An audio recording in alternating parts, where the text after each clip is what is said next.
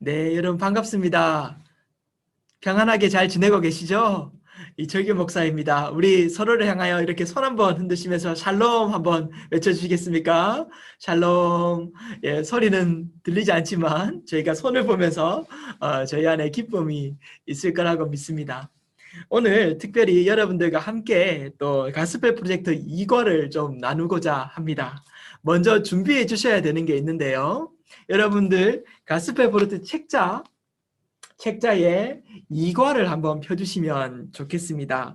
페이지 19페이지에 있습니다. 제가 지난주에 진행하고 나서 그 책을 가지고 몇 페이지인지를 말을 해주지 못해서 아마 조금 어려움을 겪으셨던 분들이 많이 있으셨다고 해서 제가 알려드리겠습니다.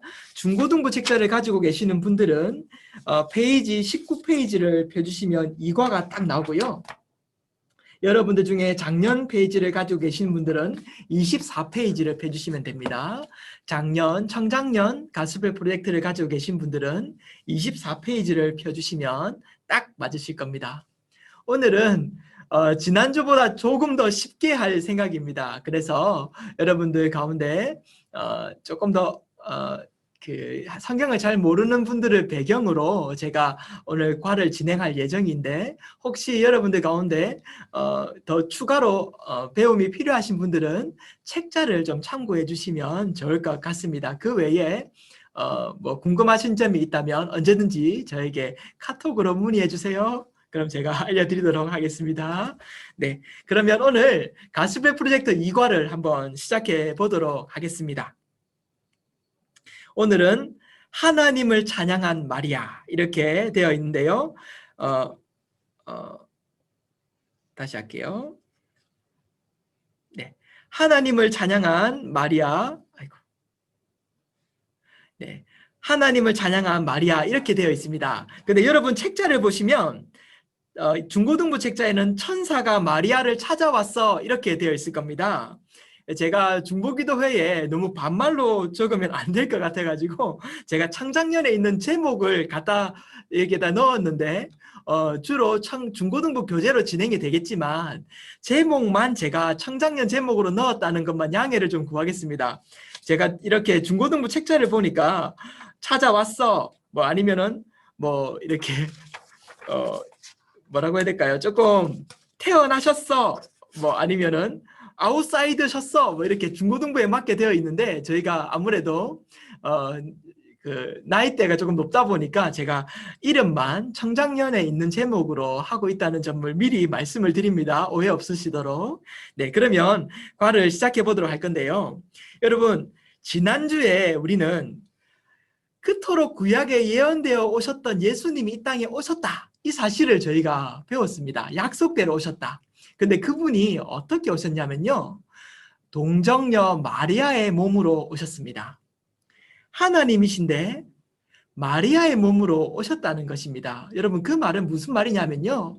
하나님이 인간의 몸으로 오시기 위해 마리아의 태중에 오셨다는 사실을 말하고 있습니다. 얼마나 기쁩니까? 그토록 구약에 예언되었던 약속의 예수님께서 이제 동정녀 마리아의 몸을 입어 이 땅에 오셨다는 사실을 천사를 통해 말하고 있다는 것입니다. 그래서 오늘 여러분들 중고등부 교재를 가지고 계시는 분들은 19페이지 메시지 좌표를 한번 보시고요. 청작년 교재를 가지고 계시는 분들은 화면을 봐주시면 좋을 것 같습니다. 화면을 보시면 메시지 좌표가 나오는데요. 이렇게 되어 있죠. 우리 한 목소리로 한번 읽어보도록 하겠습니다. 계신 곳에서 시작. 지금까지 아브라함과 다윗의 자손으로 오신 예수님의 계보를 살펴봤습니다. 예, 지난주까지 이게 지난주에 보았던 내용입니다. 그런데 이 과에서는 마리아의 삶과 가브리엘 천사의 만남에 초점을 맞추겠습니다. 이 과에서는 여러분 초점이 이렇습니다. 지난주에 약속된 예수님께서 마리아의 몸에 오시는데 가브리엘 천사가 와서 어떻게 그 만남을 가지고 있는지에 초점을 두어서 이 과를 진행하겠다는 겁니다. 그리고 젊고 가난한 유대인 처녀, 이 마리아지요.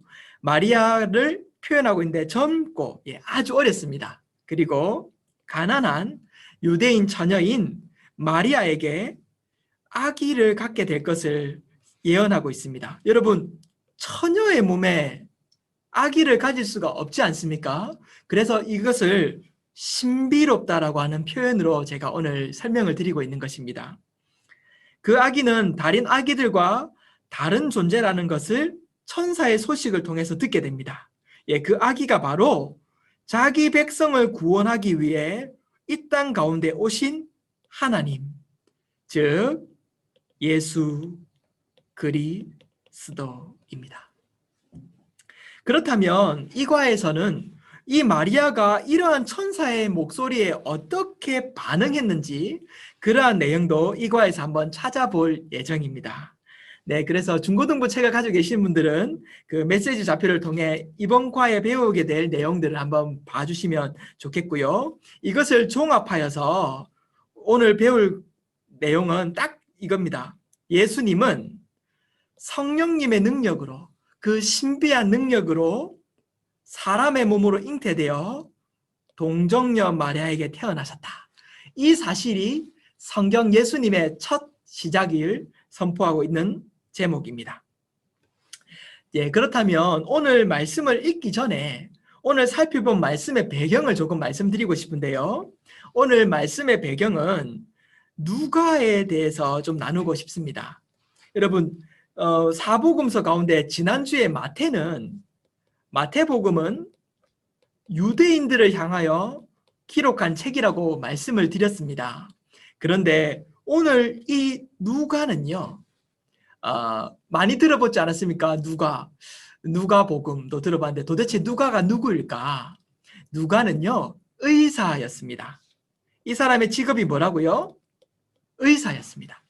이 사람의 직업은 의사였는데 사도 바울이 이제 예수님이 승천하시고 난 이후에 이 사도 바울이 사도로 부르심을 받아 이제 전도여행을 떠납니다.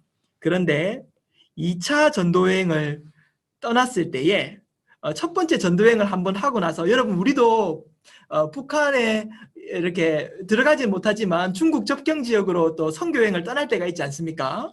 그러면 1차로 한번 선교여행으로 떠날 때에는 단동 지역으로 한번 가보자. 중국에 있는. 그럼 단동 지역으로 갔다 1차가 끝났는데 두 번째 여행을 떠날 때에는 이렇게 팀원들을 조직을 해가지고 이번에는 우리가 연길로 한번 가봐야지 하면서 두 번째 전도여행을 떠나면 우리는 2차 전도여행이라고 하지 않겠습니까? 사도 바울이 두 번째 전도여행을 떠납니다. 두 번째 전도여행을 떠났는데요. 이 전도여행을 유럽 지역으로 가게 됩니다. 이 그리스 지역인데요. 이 지역이 예전에는 마게도냐라고 불렀습니다.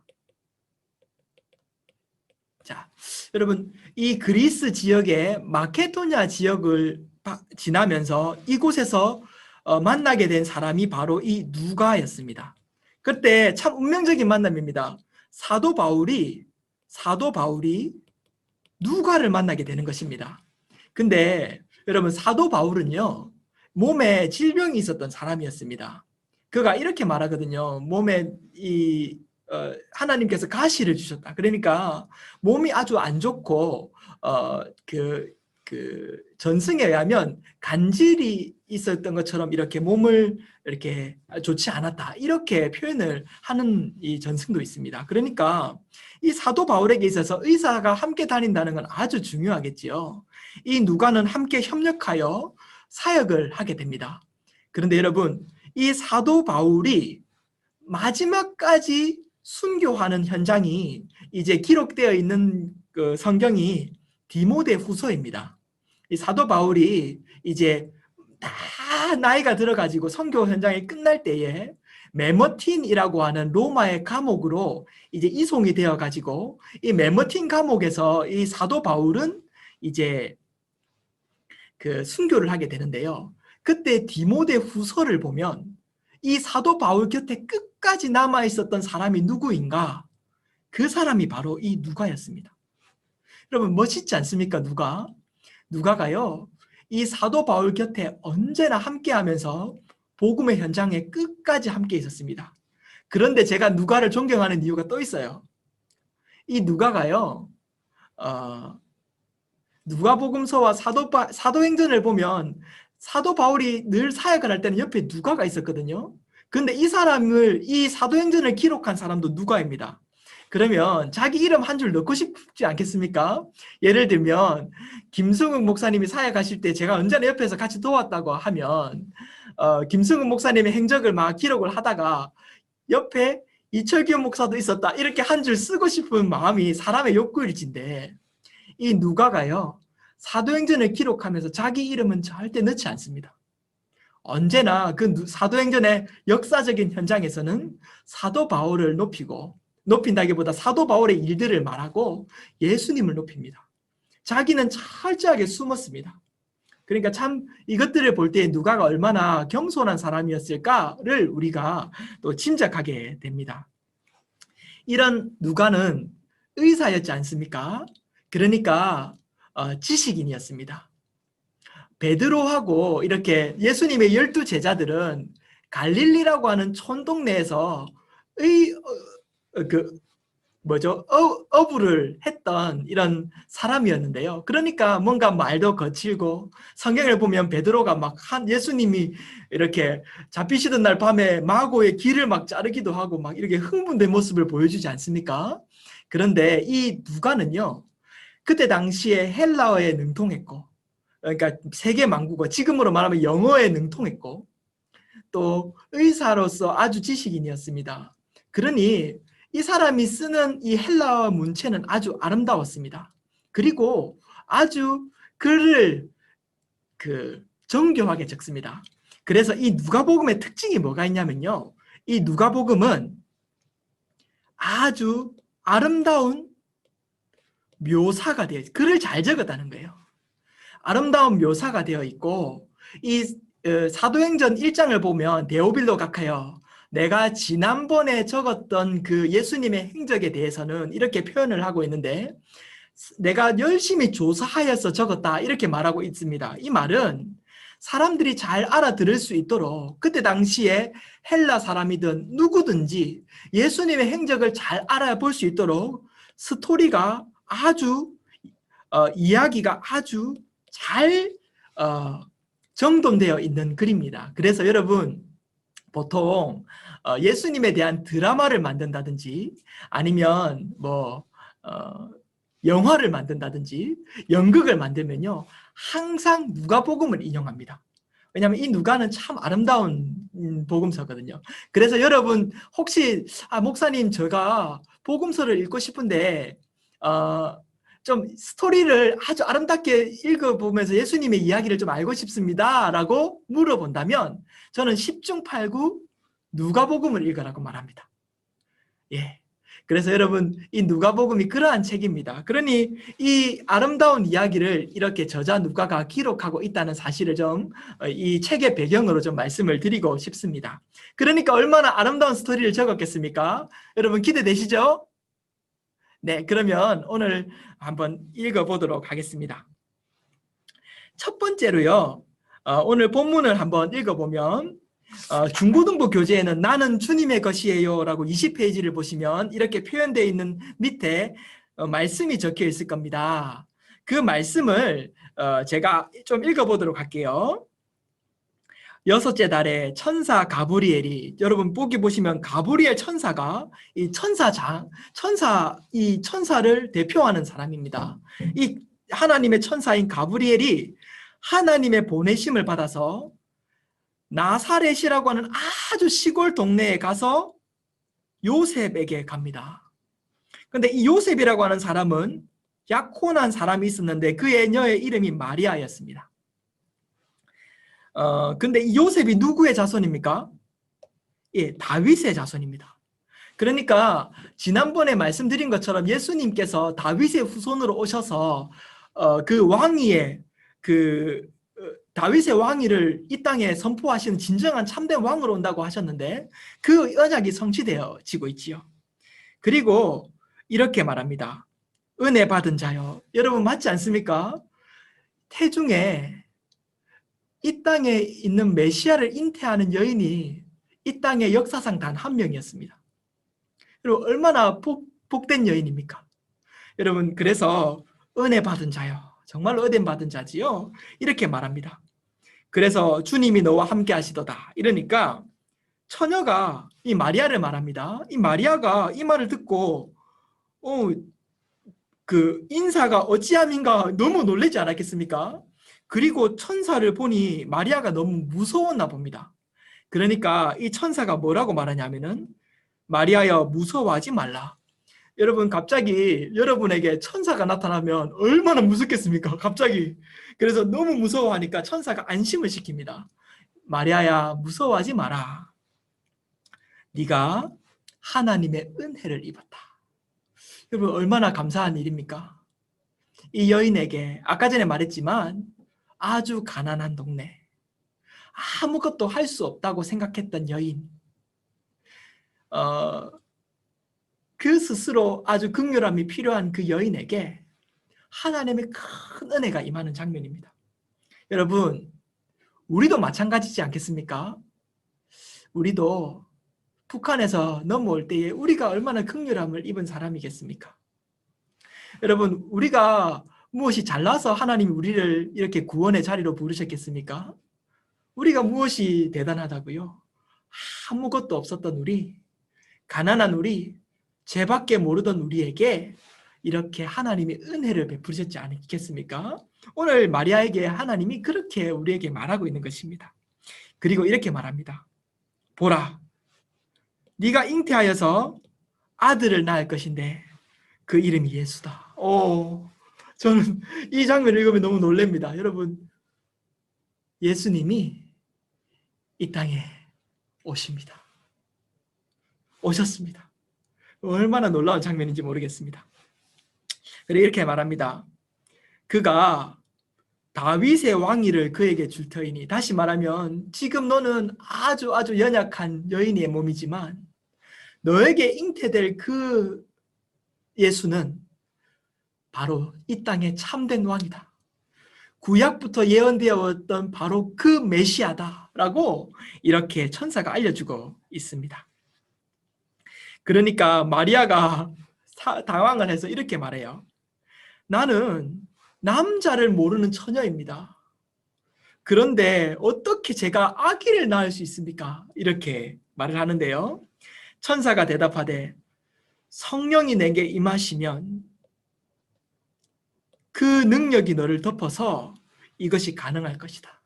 여러분 사람의 힘으로는 할 수 없으나 하나님은 모든 것을 하실 수 있는 분이십니다. 여러분 믿으십니까? 하나님이 우리에게 오셔서 일하실 때에 하나님의 능력을 우리가 의지한다면 우리도 이 땅에서 할 수 없는, 능치 못할 일이 없다는 사실을 우리는 아셔야만 되는 겁니다. 오늘 마리아에게 임한 이 하나님이 이 성령의 능력으로 이것이 가능할 것이다. 인간의 힘으로는 불가능해 보이지만 하나님의 능력으로 가능하다. 이렇게 말합니다. 그러니까 이 마리아가 이렇게 말합니다. 주여, 주의 여종이 그 말씀대로 내게 이루어지리다 라며 믿음으로 그것을 받아들이고 순종하는 모습을 이 마리아를 통해서 볼 수 있습니다. 여러분 언제나 예수님을 묻는 이 믿음을 통해 하나님이 일하신다는 사실을 우리는 아셔야만 합니다. 어떻게 하나님의 능력이 내 삶에 임할 수 있는가? 오늘 이 말씀을 보니까 마리아가 믿음으로 그것을 받더라. 우리에게도 이 말씀을 읽으면서 하나님 이 일이 저에게도 일어나기를 원합니다 라고 할 때에 여러분 믿음으로 받으시기 바랍니다. 믿는 자에게는 능치 못할 일이 없습니다. 여러분 이것이 오늘 첫 번째로 우리에게 알려주고 있는 하나님의 포인트인 것입니다. 가난한 이 마리아에게 예수님이 잉태되셨던 이 놀라운 일들이 순종과 믿음으로 일어났다. 이 사실이 오늘 우리는 알 수 있는 첫 번째 포인트인 것입니다. 여러분 이 보시면 제가 책을 이렇게 중고등부 책을 제가 이렇게 사진을 찍었는데요. 여러분 이 말씀이 바로 오늘 제가 말했던 내용입니다. 여러분 그의 나라는 무궁할 것입니다. 가난하고 외진 나사렛 마을에서 다윗의 영원한 왕이 앉으실 왕이 태어나셨습니다. 그분이 바로 예수님이시라고 오늘 성경이 우리에게 알려주고 있습니다. 두 번째로 우리는 마리아는 하나님의 선하심과 자비하심을 찬양하는 모습을 볼 수 있습니다. 이러한 천사의 얘기를 들었을 때에 마리아가 어떻게 응답하는지 우리가 또 성경을 통해서 살펴보고 싶은데요. 누가복음 1장 46절에서 50절을 살펴보면 마리아가 이렇게 대답합니다. 마리아가 이르되 내 영혼이 주를 찬양하며 내 마음이 내 구주를 기뻐하였습니다. 나는 비천한 사람이지만 나에게 복을 주셨습니다. 주님만 거룩하시고 놀라우신 분이시니 그 긍휼하심이 하나님을 두려워하는 사람에게 대대에 이를 것입니다. 라고 마리아가 하나님을 이 말을 듣고 난 이후에 즉시로 찬양하는 모습을 볼 수 있습니다. 여러분, 우리는 하나님을 찬양함으로 말미암아 하나님께 영광을 올려드리게 됩니다. 여러분, 이 스토리를 보세요. 연약하고 긍휼함이 필요한 마리아에게 하나님은 이 땅의 최고의 복을 허락하여 주셨습니다. 바로 예수님이십니다. 우리 안에도 예수님이 거하십니다. 그런데 이것을 이루어지는 능력이 임하기 위해서 그는 믿음으로 그것을 취해야 했습니다.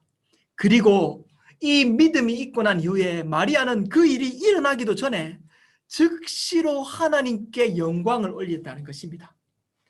믿는 자는요, 하나님께 찬양하며 기뻐하는 일을 통하여 하나님께 영광을 올려드립니다.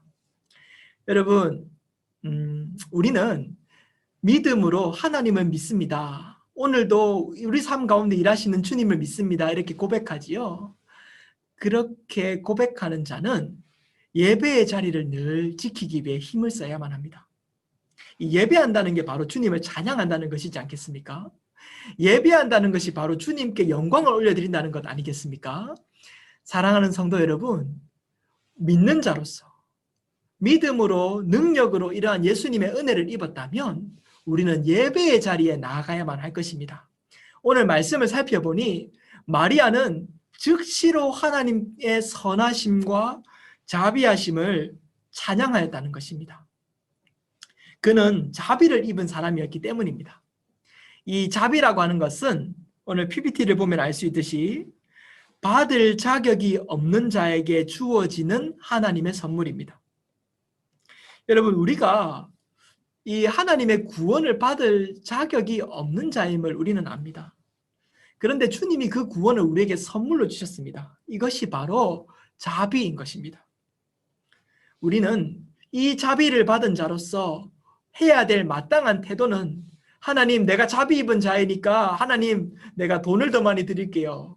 하나님, 내가 자비 입은 자이니까 내가 이것을 더 하나님께 드릴게요. 이렇게 드릴게요. 라고 무엇을 줄 수 있겠는가? 하나님은 우리에게 마음을 달라는 것입니다. 즉 하나님을 찬양하는 그 마음, 내가 주님만 기뻐한다는 그 마음을 주님이 기뻐하시기에 자비 입은 자는 언제나 예배로 주님 앞에 응답하여야만 합니다. 이게 이제 21페이지, 페이지 21페이지, 중고등부 교재 페이지 21페이지를 살펴보면 이 내용이 나오는데요. 마리아는 하나님의 자비하심과 선하심을 노래하였습니다. 어떻게 노래하였는가? 주님만 영광 받으십시오 라고 노래하였다고 오늘 책자에는 우리에게 이렇게 소개해주고 있습니다. 자, 그러면 또 세 번째 포인트를 좀 알아볼까요? 세 번째 포인트는 마리아는 하나님이 자기 백성에게 하신 그 약속을 지키실 것이라 확신했다는 것입니다. 누가복음 1장 51절에서 55절을 살펴보면 마리아가 그의 노래를 통해 이렇게 고백하고 있습니다. 하나님은 그의 팔로 힘을 보이셔서 교만한 자들을 흩으시고 권세 있는 자들을 내리치시고 오히려 비천한 자, 그를 높이시고 줄이는 자에게 배부리셨으며 또 부자는 빈손으로 오히려 보내셨다. 이렇게 성경이 우리에게 기록하고 있습니다. 이렇게 하시며 하나님이 우리에게 긍휼을 베푸신 것을 기억하여라. 그리고 이 약속이 영원할 것이다 라고 말하고 있는 것입니다. 우리는 지난 시간에 구약시대부터 말씀하신 그 메시아가 이 땅에 오셨다고 하는 사실을 배웠습니다. 사랑하는 성도 여러분, 우리가 하나님의 약속을 신실하신 그 약속이 반드시 이루어질 것이라는 것을 믿는 믿음이 중요한 것입니다. 그래서 오늘 이 약속을 지키시는 하나님을 우리는 살펴볼 수 있는 것입니다. 책을 한번 보면은 마리아의 표현을 보면 그의 마음과 머릿속에 구약의 시편과 찬양이 가득했음을 알 수 있습니다. 그리고 하나님의 오래된 소망을 따라 태어나실 이가 바로 주님의 그 소망인 것을 알았습니다. 이렇게 말합니다. 그리고 이 소망은 소외된 자, 심령이 가난한 자에게 주어질 것입니다. 그래서 나에게 이렇게 연약하고 가난한 나에게 하나님이 은혜를 주셨구나 라고 하는 사실을 고백하고 찬양할 뿐만 아니라 그 약속이 성취되었다는 것을 믿음으로 확신하게 된다는 것입니다. 마리아는 그때 천사를 만났을 때에 자기에게 메시아가 잉태될 것을 확신하며 기뻐하였다는 것입니다. 우리 앞에 아직 일어날 일이 아니지만 우리 앞에 일어날 일들을 바라보며 주님, 제가 그 약속을 믿습니다. 주님, 주님이 말씀하셨기에 그것을 내가 믿고 신뢰합니다. 라고 이미 받은 것처럼 믿는 것은 아주 중요합니다. 오늘 이 마리아를 삶을 돌아보니 그는 이 약속을 확신한다. 그의 노래를 통해서 그 약속이 이루어질 것을 확신했다는 것을 우리에게 가르쳐주고 있습니다. 여러분, 오늘 이 세 가지 포인트를 배웠는데요. 마리아에게 약속대로 예수님이 오셨고 그 약속을 받은 마리아를 통해 우리는 그가 그것을 믿음으로 신뢰하며 기뻐하며 예배자의 자리로 나갔을 뿐만 아니라 또한 그 약속을 확신함으로 삶을 살아갔다는 것을 배웠습니다. 우리는 이번 한 주간 동안에 이러한 마리아의 태도를 본받아 마리아를 묵상하며 우리의 삶을 점검해보는 그러한 귀한 시간이 되기를 소망합니다. 할렐루야. 예. 제가 조금 지난주에 조금 어렵게 한 것 같아서 조금 쉽게 하려고 일부러 좀 글도 줄도 쳐가면서 했는데 여러분 잘 따라오셨으리라 믿고요. 혹시 이것도 조금 어려우면 더 쉽게 제가 한번 해보겠습니다. 근데 한 요 정도가 아마 충분하지 않을까 싶어요. 자, 그러면 천사에 대해서 모르시는 분들이 많아서 오늘은 천사에 대해서 한번 배워보겠습니다. 자, 천사는 이렇습니다. 제가 한번 읽어볼게요. 성경에 의하면 하나님은 인간과 동물뿐만 아니라 다른 피조물도 창조하셨습니다. 맞죠? 여러분, 창세기 1장을 보면 하나님이 말씀으로 천지를 창조하시지 않습니까? 천지를 창조하십니다. 그 중에는 하나님의 아들, 거룩한 자, 영, 통치자, 권세로 불리는 천사도 있습니다. 여러분, 이 피조물 중에 천사도 있다는 것입니다. 성경의 구약을 보면 이 천사가 나타나는 장면이 많이 보일 수 있습니다. 이 천사는 헬라어로 메시지를 전달하는 사자를 뜻합니다.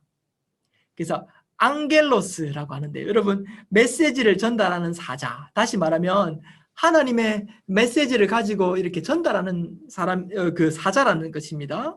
그런데 이 하나님의 말씀을 전하는 것이 그들의 존재 이유임을 성경을 통해 알 수 있고 이 단어를 통해서 알 수 있습니다. 그런데 성경에서 천사는 여러 가지 역할을 수행했습니다. 하나님께 영광을 올려드리고, 여러분 그 계시록을 보면 하나님의 그 보좌 위에서 6날개를 가진 천사가 막 이렇게 그 찬양하는 모습들을 볼 수 있는데요. 그 케루빔이라고 합니다. 케루빔. 이렇게 천사가 막 이렇게 찬양을 하거든요. 근데 되게 안 예쁩니다. 그 마지막 장면 보면요. 천사가요, 온몸에 눈이 있고요. 막 얼굴은 뭐 사자 같기도 하고 뭐 이래요. 그러니까 얼마나 이렇게 모습은 제가 볼 때 그렇게 예뻐 보이지는 않는 것 같아요. 뭐 마리아가 아마 천사 봤을 때 무서웠지 않았을까 싶어요. 그런데 이렇게 천사가 하나님 앞에 끊임없이 영광을 올려드리고 있는 장면을 계시록에 볼 수 있죠. 그러니까 천사는 하나님께 영광을 올려드리는 그런 존재구나. 또 하나님의 계획과 목적에 따라 임무를 수행하는, 다시 말하면 오늘처럼 이렇게 와가지고 하나님의 메시지를 전달하고 있지 않습니까? 그러한 임무를 수행하기도 하고, 또 우리는 육신을 입고 있기 때문에 우리는 대부분 이 땅의 것이 전부인지 알잖아요. 그러니까 이 땅의 것이 전부겠구나라고 살아가는데, 우리에게 영혼이 있다는 사실을 알고, 야, 이게 우리가 이 육신을 입고 있지만 사람은 영적인 존재이구나, 이러한 것들을 알 수 있는 게 또 천사라고 하는 것이에요. 보이지 않는 세계가 있다는 것입니다. 그러니까 이 보이지 않는 세계를 우리는 추구하는 사람들이고, 여러분, 이 땅의 삶이 전부가 아닙니다. 우리의 영혼이 있습니다. 그렇기 때문에 우리는 하나님의 존재를 알 수 있는 겁니다. 영적으로 하나님을 예배할 수 있는 겁니다. 여러분, 이렇게 본능만 가지고 있는 뭐 동물들이, 개나 고양이가 하나님 예배하는 거 보았습니까? 그럴 수 없죠. 인간이 도대체 동물들과 다른 특별함이 무엇인가? 하나님의 생명을 불어넣으셔서 우리에게 영혼을 주셨다는 거예요. 그래서 우리가 하나님과 교제하고 기도할 수 있고 하나님의 존재를 찾기도 하는 이러한 영적인 존재라는 것이에요. 그런데 마귀가 속입니다. 뭐라고 속이냐면은, 야, 너 영적인 존재 아니야. 동물들과 똑같아. 이 땅의 것이 전부야. 막 이렇게 속인다는 것이에요. 그래서 사람이 영적인 존재인지 알지 못하고 그냥 동물처럼 그렇게 쾌락만 추구하다가 그냥 그렇게 살아간다는 게 마귀가 한 짓이라는 거예요. 그러지 않습니다. 우리는 영혼이 있기 때문에 하나님께 기도할 수 있습니다. 영적으로 하나님의 존재를 알 수 있습니다. 자연 만물을 보면서 야, 신의 존재가 있구나 알 수 있다는 것이에요. 그럼 그것이 우리가 영적인 존재라는 걸 알 수 있는 것입니다. 예배하셔야 됩니다. 하나님 믿고 주님 앞에 나아가시는 그러한 성도님들 되시기를 바랍니다.